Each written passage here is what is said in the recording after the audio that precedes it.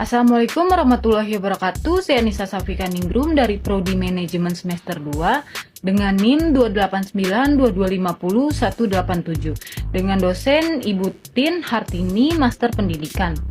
Saya ingin menjelaskan mengenai kependudukan dan ketenagakerjaan. Dan pembahasannya: 1. Apa itu kependudukan? 2. Karakteristik penduduk. 3. Tabel pertumbuhan penduduk Indonesia. 4. Apa itu ketenagakerjaan? 5. Masalah ketenagakerjaan dan karakteristik ketenagakerjaan. Keenam adalah tabel pengangguran di Indonesia. Ketujuh adalah upaya pemerintah mengatasi ketenagakerjaan yang berhubungan dengan pengangguran. 1. Kependudukan. Penduduk adalah orang yang secara umum berhak tinggal di dalam suatu daerah.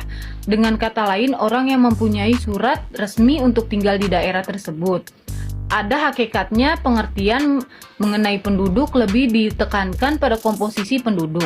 Pengertian ini mempunyai arti yang sangat luas, tidak hanya meliputi pengertian umur, jenis kelamin, dan lain-lain, tetapi juga klasifikasi tenaga kerja dan watak ekonomi. Tingkat pendidikan, agama, ciri sosial, dan angka statistik lainnya yang menyatakan distribusi frekuensi. Kependudukan adalah hal yang berkaitan dengan jumlah, pertumbuhan, persebaran, mobilitas, penyebaran, kualitas, kondisi kesejahteraan yang menyangkut politik, ekonomi, sosial, budaya, agama, serta lingkungan. Tercantum dalam Undang-Undang Nomor 23 Tahun 2006. 2. Karakteristik penduduk. 1. Rasio jenis kelamin. Rasio jenis kelamin merupakan perbandingan antara jumlah penduduk laki-laki dengan perempuan di suatu wilayah. Berguna untuk pembangunan berdasarkan gender atau jenis kelamin, khususnya mengimbangkan pembangunan laki-laki dengan perempuan secara adil. Kedua adalah rasio ketergantungan. Rasio ketergantungan adalah perbandingan antara penduduk umur 0 sampai 14 tahun ditambah dengan umur 65 tahun ke atas dan dibandingkan dengan penduduk usia 15 sampai 64 tahun. 3. Tingkat pertumbuhan penduduk. Struktur umum penduduk menurut jenis kelamin secara grafik dapat digambarkan dalam bentuk piramida penduduk. Piramida penduduk adalah cara penyajian lain dari struktur umur penduduk. Dasar piramida penduduk menunjukkan jumlah penduduk. Perbandingan jumlah penduduk Indonesia dengan negara lain.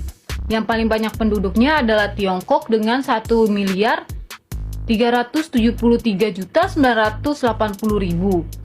Indonesia menempati tingkat keempat, yaitu dengan 255.461.700.000.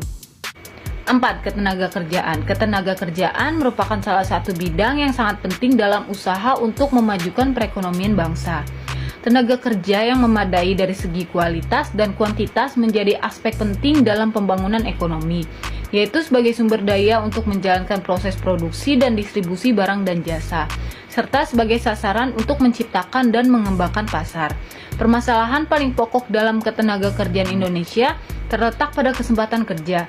Ketidakseimbangan antara peningkatan penduduk usia kerja dengan kesempatan kerja yang tersedia akan menimbulkan pengangguran yang akan berdampak pada ketidakstabilan ekonomi dan bidang kehidupan lainnya. Oleh karenanya, dengan meningkatnya kegiatan pembangunan ekonomi, maka kesempatan kerja yang tersedia juga akan semakin banyak dan kemajuan kegiatan ekonomi masyarakat akan semakin baik. 5. Masalah ketenagakerjaan di Indonesia. 1. Jumlah angkatan kerja yang besar. 2. Kualitas tenaga kerja relatif rendah. 3. Kesempatan kerja masih terbatas sehingga meningkatkan pengangguran. Dan 4. adalah persebaran tenaga kerja tidak merata. Berikut adalah tabel jumlah dan tingkat pengangguran pada Februari 2019 sampai 2020. Pada tahun 2020 mengalami peningkatan karena waktu itu terjadinya COVID-19. Dan dari tahun ke tahun menjadi turun dengan sekarang adalah 88,42%. Karakteristik ketenagakerjaan di Indonesia. 1. Pendidikannya rendah. 2. Angka pengangguran yang cukup tinggi. 3. adalah kompetensi dan etos kerja yang masih rendah. 4. adalah budayanya masih budaya kerja, kultur agraris, yaitu yang bergantung pada alam, menggunakan sistem manual, dan lain sebagainya. Upaya pemerintah mengatasi ketenagakerjaan yang berhubungan dengan pengangguran. 1. Menyusun dan memonitor pelaksanaan peraturan-peraturan ketenagakerjaan.